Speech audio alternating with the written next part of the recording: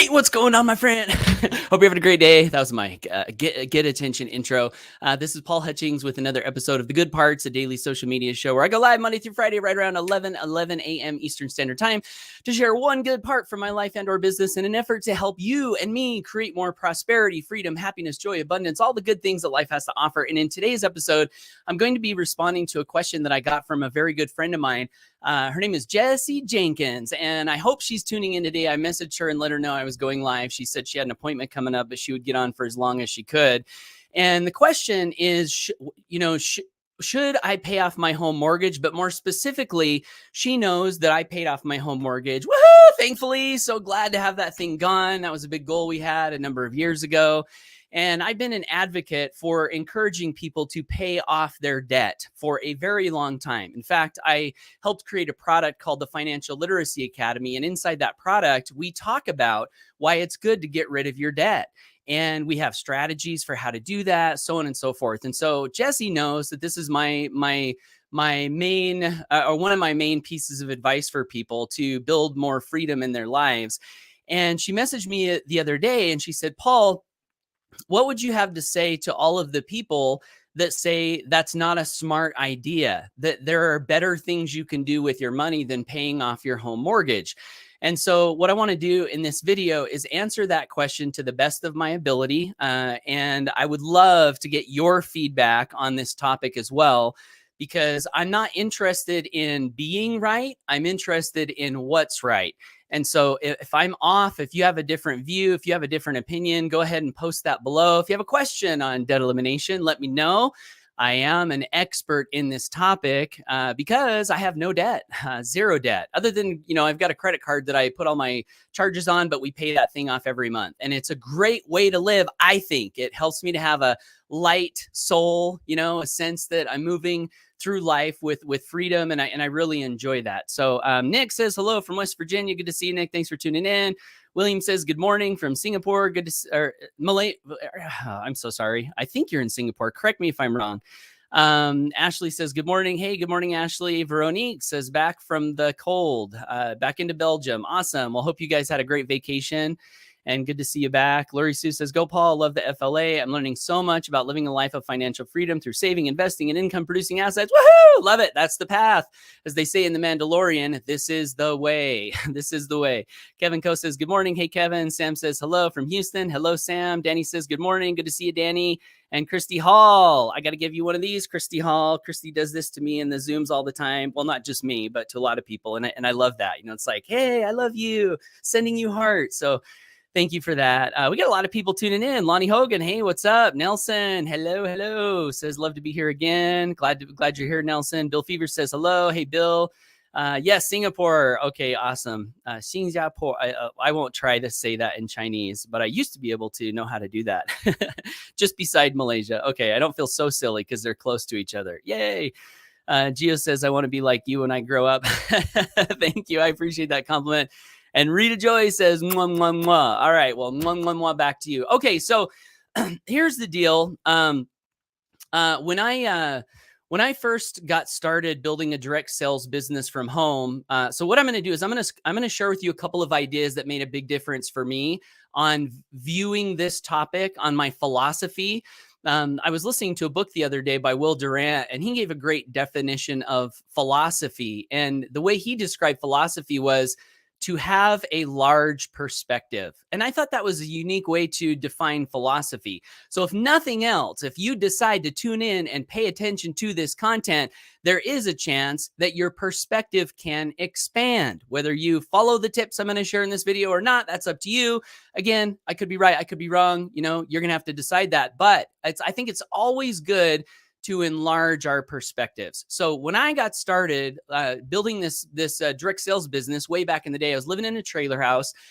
And one of the first companies I joined was a debt elimination company. So we were running around telling people why to get out of debt. That's a good thing, and we had this sales presentation.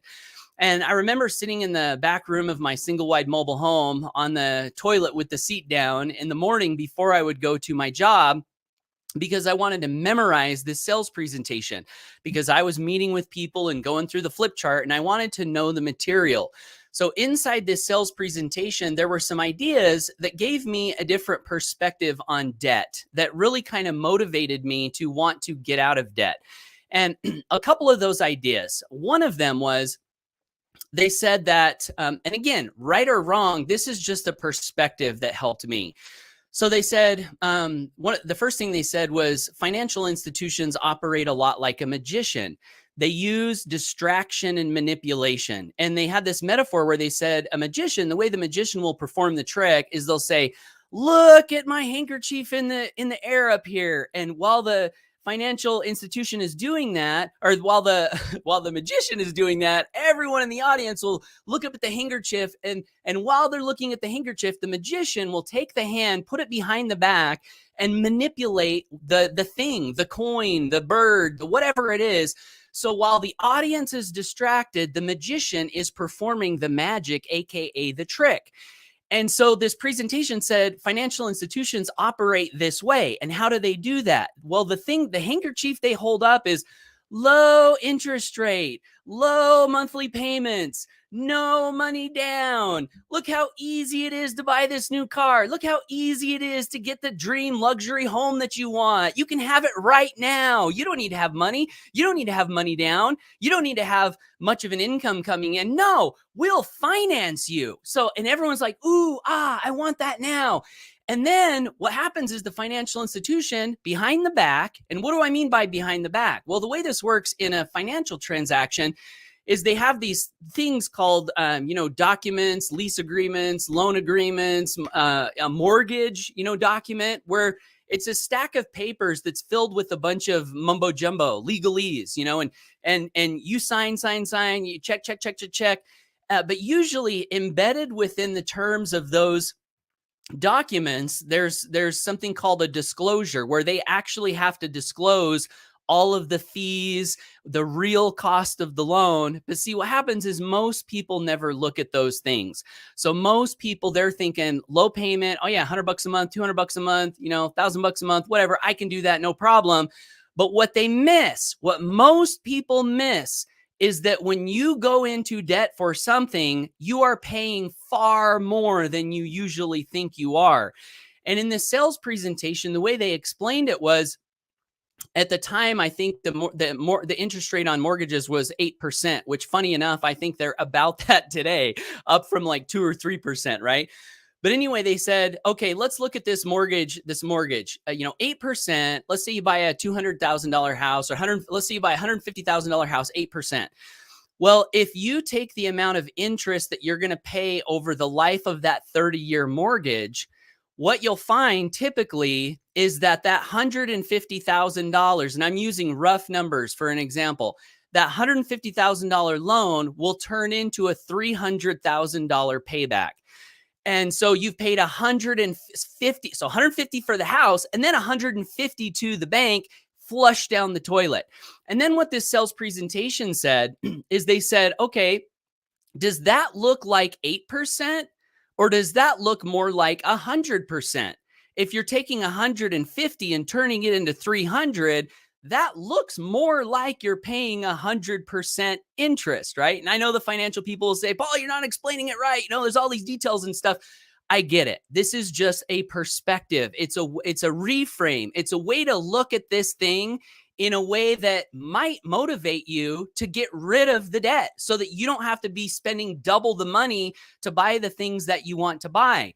So that was one of the big ideas in that presentation. And I got really excited about paying my mortgage off.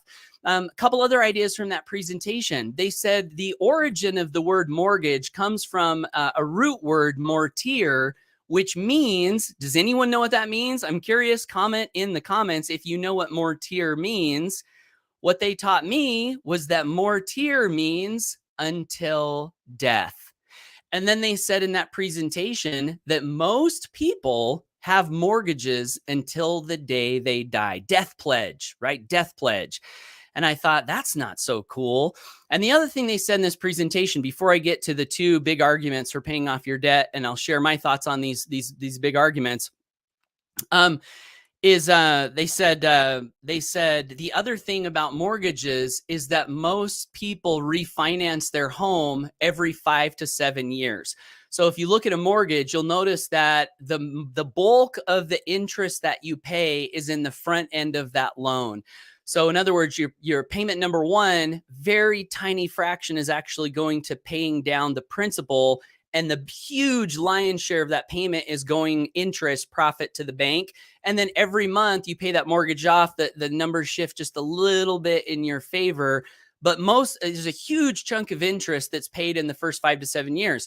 So this presentation said, because most people refinance every 5 to 7 years, they're paying the vast majority of the interest, and then they get a new loan and they're back to day one where they're again paying the vast majority of the interest. Then they refinance, then they're back to day one where they're paying this huge chunk of interest. And those ideas were like, hey, I don't want to have a life like that. Like, I would rather have the money come to me than go to the bank. So that motivated me, along with some other things that I learned. Like, there's a book I read called The Creature from Jekyll Island. And in that book, G. Edward Griffin dissects the financial institution, and he goes back to 1913 when the Federal Reserve was started, and the sneaky, shady ways that the Federal Reserve Act was passed by powerful bankers, but making the people think that it wasn't the powerful bankers, that it was in the good of the public, that we had to get this Federal Reserve Act passed. So I learned about that, and I thought that seems a little shady. And then I also learned about fractional reserve banking, which I won't go into great detail, but basically it means that the financial institutions, aka the banks and the Federal Reserve, they can literally create money pretty much out of thin air. And they can take that money and create more money out of thin air. And in basic terms, like if you have $1,000 of your money on deposit with the bank, they can loan out 10 times that amount. Well, where does that other 10 times come from? It's literally just coming from the air. At least this is the way it was explained to me. And so from a moral level, it didn't feel right to me that banks could give people money that they didn't work for, that is literally monopoly money, and then charge these huge amounts of interest from people like me who had to go work for my money. That felt wrong to me. So I was really motivated. I was like, I don't want to play this game. I want to get out of debt. So those were all of the reasons that I got motivated to pay off my debt. Now, along the way, I've heard different arguments from people as to why that's a dumb idea, why that's not a smart idea. And this is what my friend Jessie was asking me about. She's connecting with people and they're like, hey, it's probably not the best idea to pay off your mortgage. Instead, there are smarter things you can do with your money. So I want to cover the two best arguments for not paying off your debt. The biggest one is that people will say, and actually before I share these with you, one thing that I will say that's a good thing to do is whoever is giving you advice, it would be a really good thing to ask yourself, does this person have a financial incentive to get my way of thinking to one way or another? So in other words, a lot of the people that are telling you, maybe not all, but a lot of them that are telling you that paying off your mortgage is a bad idea, they have a financial incentive, because if you don't pay off your mortgage, what they're wanting is they're wanting you to give them your money so they can do a better job with it, right? They're going to put it in the stock market. They're going to do investments for you. They're going to get you a better return. Well, if they have a financial incentive, right, to begin with, you might want to be suspicious of anything they say after that, at least a little bit, right? Not to say they're not going to tell you the truth, but at least be aware. If someone has a financial incentive before they give you advice, you want to ask yourself, why are they giving me this advice? Is it because they want to make a commission? Is it because they want to make money? Or is it because they have my best interest at heart? So that's a good thing to ask yourself. Okay, so the two biggest things they say is, number one, your money, your mortgage is only, depending on what your rate is, 3, 4, 5, 6, 7, 8%. Well, gee, Paul, Jesse, Nick, you can get like 12% returns over here, or 15 over here, or 20 over here. So if you take that money that you are going to use to pay off your mortgage and instead invest it And then you run the calculation 10 years down the road, you'll be way further ahead getting a higher interest rate return on your money that you've invested. That's the biggest argument that people use to not pay off your mortgage. Okay. So, a couple of things I would say to that is the first thing is these projections that people put on paper, they are not guaranteed. They're usually never guaranteed. Now, there might be some out there that are, but a lot of times they're not guaranteed. So, what does that mean? That means that whatever they put on a spreadsheet or put on a piece of paper is a hopeful scenario. Or they might even say, hey, look at the track record of the stock market. Historically speaking, it's, performed this way. Well, guess what? The past does not guarantee the future. So if you take money that you were going to use to pay off your mortgage and you invest it instead in the hopes that you'll be further ahead, you're taking a risk. You're taking a risk that whatever they put on that piece of paper is going to play out exactly like they said it would. Now, from my real life experience, and again, I don't know everything. I don't know everyone. I've not seen every scenario. But what I have done is I've paid attention to people I know who have taken that strategy where they're like, I want to be smarter with my money. So instead of paying off my debt, I want to invest it. And most, if not all of the people that I know that have chosen that route, instead of paying off their mortgage, they end up worse off financially because the investment goes bad, the stock market changes, it doesn't work out the way they thought it was going to work out. They lose all the money. I mean, what happens if you lose all the money that you put in this investment that was supposed to do better? It's gone. So the number one thing that I would say on that argument is you're paying off your debt is the only guaranteed return that I know of. So if you've got an 8%, rate on your mortgage and you pay that off, you are guaranteeing yourself an 8% return. You're guaranteeing yourself that. And there's other benefits, right? There's other benefits. The peace of mind. How much is your peace of mind worth to you? For me, my peace of mind is worth a lot. There's a story Napoleon Hill told one time where this guy comes to him and he's like, Dr. Hill, he's like, I got all this money. I got all these millions of dollars in the stock market. And I'm so stressed about it because the stock market's up and then it's down and then it's up. And I just don't know what to do with my money. What would you advise me to do? And Napoleon Hill said this. He said, if I were you, he goes, you really want to know what I do? And he said, yeah, I do. He goes, if I were you, I would take all of your money, I would throw it in the fireplace and I would burn it.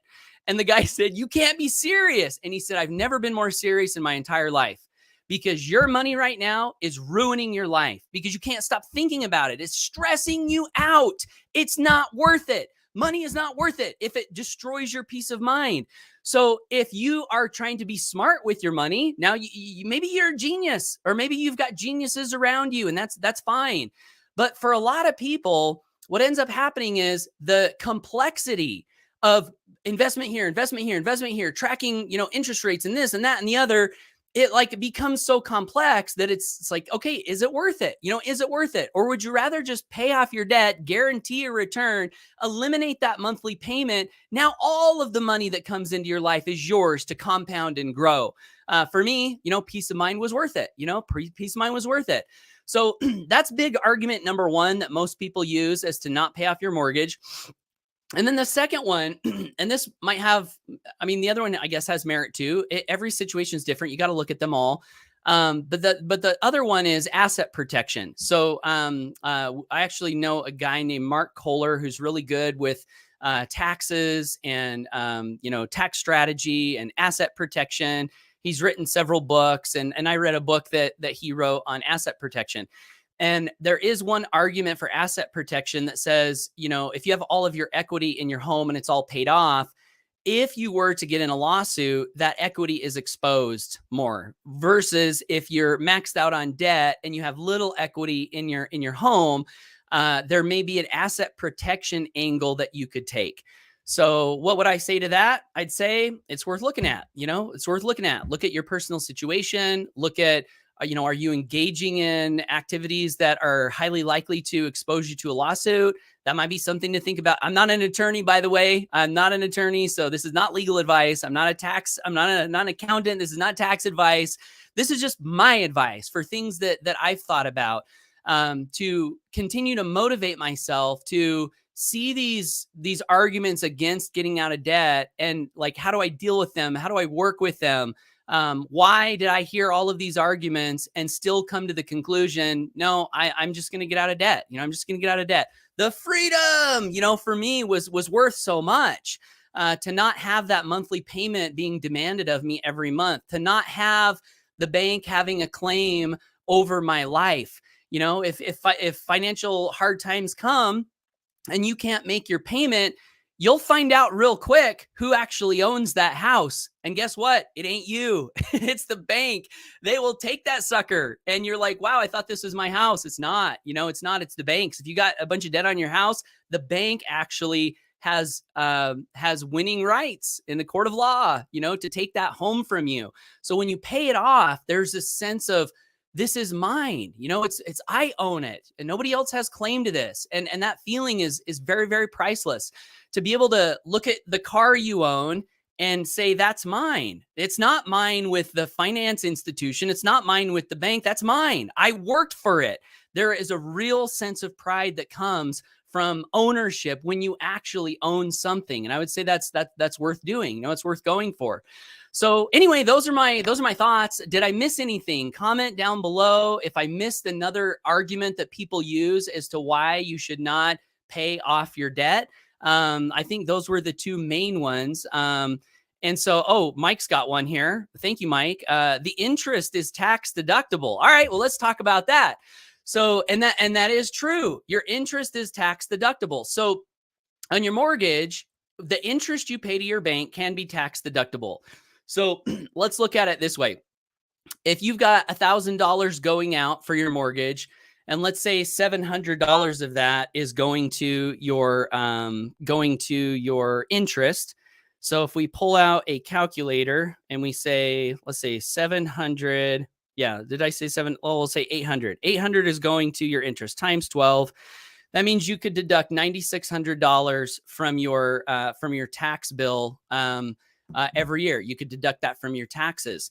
But the thing about that is if you look at your tax rate, and I'm kind of having a brain freeze as I think about this. But if you look at the amount of money you'd save on taxes, so if you pay $9,600 in taxes, you can deduct that from your income. So basically what that means is you take your income and you subtract the $9,600 from your income, and then you don't pay that amount in taxes. So $9,600, let's say you were at a 30% tax rate. So $9,600 times 0.3. So that means you're saving $2,800.80 in taxes. Now, I think this is right. I've thought through all of this at different times, but doing it on the spot, I'm like, okay, is this the right thing, right? So you'd save by deducting that interest, you'd save $2,880 on your taxes. But how much did you pay out to save the $2,800? You paid, what was it? 800 times 12. You paid $9,600 to save $2,800. Does that sound like a smart move? No, you're spending more money to save a little bit of money versus if you did not have to pay that interest at all, you'd now have that $9,600 in your pocket instead of saving $2,800 on your taxes. So that's the way I look at it. And I think I explained that correctly, but maybe I'll have to watch this video and redo the numbers. So thanks for bringing that one up, Mike. Any others, guys? Any others? While we're waiting for any others to come in, I want to get to all of the comments here.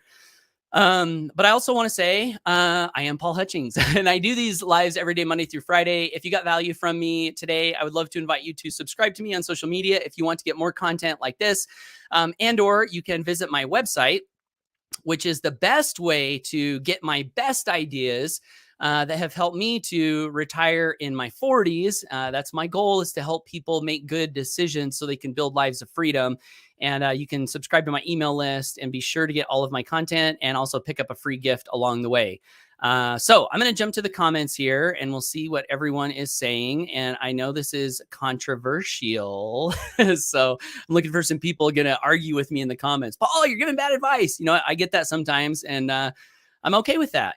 Lonnie says, regarding why pay off your home, Dave Ramsey says it's a cash flow concern as much as it is a debt concern. That's a great point. If you want to build a life of financial freedom, which I really wanted to do when I got started, financial freedom is a function of income in, expenses out. So if you have passive income or residual income that equals your expenses and it's residual, that is the point at which you are financially free, meaning you've got enough money coming in without you having to go out and work for it. You've got enough money coming in to pay your expenses. Now, at that point, your time is disconnected from your money. You can do what you want to do with your time. So what Lonnie's saying here is if I've got whatever my mortgage payment is, that's a whole extra chunk that I need to build in residual income to reach that moment when I am financially free. So great insight, Lonnie. Thank you for that.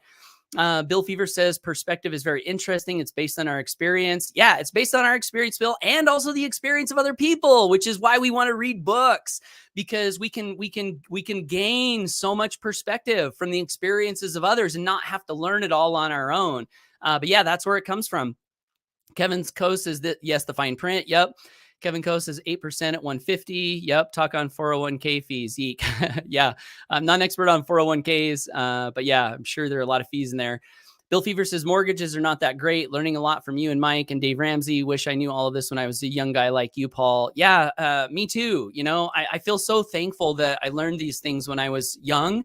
And that's one of the reasons that I like to call myself a crusader. It's crusader for what? It's a crusader to get this information out to as many people as possible so we can help them make better choices sooner rather than later. So yeah, great comment. I appreciate that. Gio says, yes, death pledge or morgue where the dead are. The all caps name is a dead entity too, called an ens legis in law. Okay, well, you know more than me. I'm gonna have to look that up, Gio. But thank you, because that's how we learn. You talk to people who know more than you. So thanks for sharing that. Nick says, oh yeah, that's how they get you. I had a substantial car debt one time and paid it off in 6 months, and they did not like that. They tried to tell me that I couldn't do that. Yeah, some loans have an early payoff clause.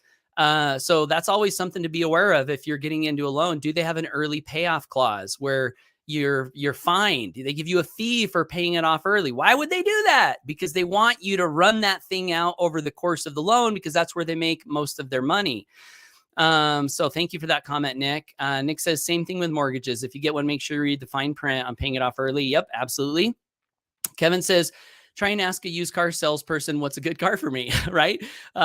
Some of them, the best salespeople will have your best interest at heart.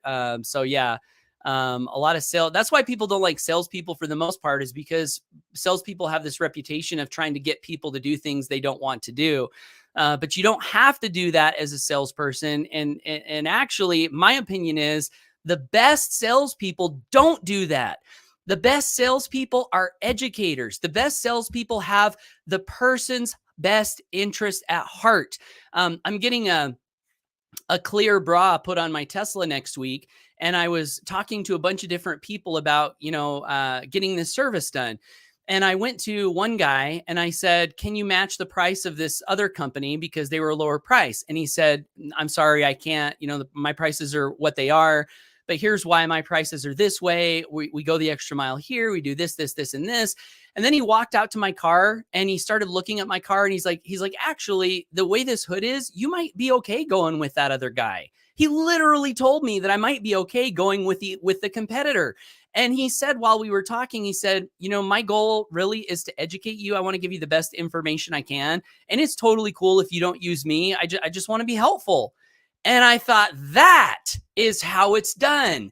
That is how it's done. And guess what? I've got an appointment with that guy next week to get my car done, even though it's more money, because he did it the right way, in my opinion. And I think he can give me some quality that I might not have received at the other place. Geo says, modern money mechanics by the Federal Reserve. There's no money. It's all fiction. The United States has been bankrupt company since June 5th, 1933 under FDR. He took all the real money, gold. Yeah, when the dollar got disconnected from an actual asset. I believe that's true. Yeah, great information, Geo. And I would recommend The Creature from Jekyll Island. It's a big book. It's kind of hard to get through. I think it's like 500 or 600 pages, but man, it's a fascinating read, and it'll motivate you to get out of debt. I mean, that's what it did for me. Jesse Jenkins, who asked the question, I will have to listen from the beginning on now. Awesome. Awesome. Yeah. Thankfully, these are all recorded, so you can go back and listen. And Jesse, thank you so much for asking the question and inspiring this content today. Danny says, my peace of mind makes me wealthy. Amen to that. If you have peace of mind, oh man, how much is that worth? I mean, that's real wealth, I think. Another argument. Oh, we already went through that one. Danny says, mine. Yeah. Not from a selfish standpoint or like this is mine, not yours, I'm not going to share it. But yeah, just like, I did it. I did that. My mind, my skills, my effort, my time, my love, my service, my concern all went in to get me this car or this house or whatever it is. It's all mine. I did it. And then the things that you buy, hopefully they bring you joy, but they can also be a symbol. They can be a symbol for your character, for your work ethic, for your patience. I know Mike, my business partner, he's got a goal to pay off his house, and he also wants to buy a Tesla. But guess what? He's holding off on the Tesla to pay off his house. So when he pays off his house and then he buys his Tesla, those things can be a symbol for what? For his patience, for his discipline. So I really like that. I think that's an inspiring idea. So Nick says, yeah, I lost my house. I mean, I know where it's at. I'm just not in it due to foreclosure plus 20 years ago. No worries at all. There's some benefits there. Jim Hall says, with the new tax laws, it's almost never enough to actually deduct. Okay, cool. So I'm not up to speed on those, but even the way they were, as I showed in the math, still doesn't make, to me, much financial sense. Kevin says, another full story on this statement. Thank you, Kevin. Nick says, heck no, you ain't saving nothing but writing it off, right? By writing it off. Christy Hall says, I know. And Christy and Jim are debt free, by the way. So way to go, guys. I love Jim and Christy Hall. I love their story. I love that they're debt free. That inspires me so much. And, I'm just looking forward to the day where we're just surrounded by debt free, prosperous, life-changing, impactful people, where we're just walking around being a story, being an example, living, breathing. This is what's possible. I'm a free man. I'm a free woman. Maybe that means you can do it too. And Jim and Christy Hall, you guys do that for me and our community. So she says, I know myself and my family, we paid off all our debt, house, car, etc. I like to vacation too much, and Jim likes to spend too much money on stuff. Paying off our mortgage was the best idea. Awesome. Well, thank you for that. Nelson says debt-free is the best way to live for sure. Thank you, Nelson. We don't want to exchange our lives with interest. I would agree to that. What is the Bible says the borrower is slave to the lender or something like that. I don't want to be a slave. I want to be a free man. So Nelson also says, how can we ever be wealthy when we have debts? Yeah, I mean, I guess it just depends on your definition of wealth. So Robert Kiyosaki, I know I think he owns over $600 million worth of real estate. And I believe he's got $600 million in debt. So he's got massive cash flow, and he's prosperous. He's got nice houses, nice cars, plenty of cash to do the things that he wants. And I would say he's wealthy, but he just has a different philosophy, I personally would not want to manage 600 rental units. I would not want to manage the managers of the 600 rental units. just me, different strokes for different folks, I guess. Nelson says the best salesperson speaks to exchange feelings. Ooh, I like that. That's a good one. David Twomey says, I have heard similar arguments from an influencer. He brought his second home totally with his own money. Very cool. President Nixon took us off the gold standard in 1971. Yeah, great information, David. So that's it, guys. Thanks for tuning in. This has been another episode of The Good Parts, and I will be back tomorrow talking about something, hopefully, that is valuable to your life and your journey forward. So I love all of you guys. Thanks for tuning in. Jesse says, I did get a lot from the asset protection portion, address one of my main questions. Yay, awesome. Very cool. All right, guys, that's it. We'll catch you tomorrow. Bye for now.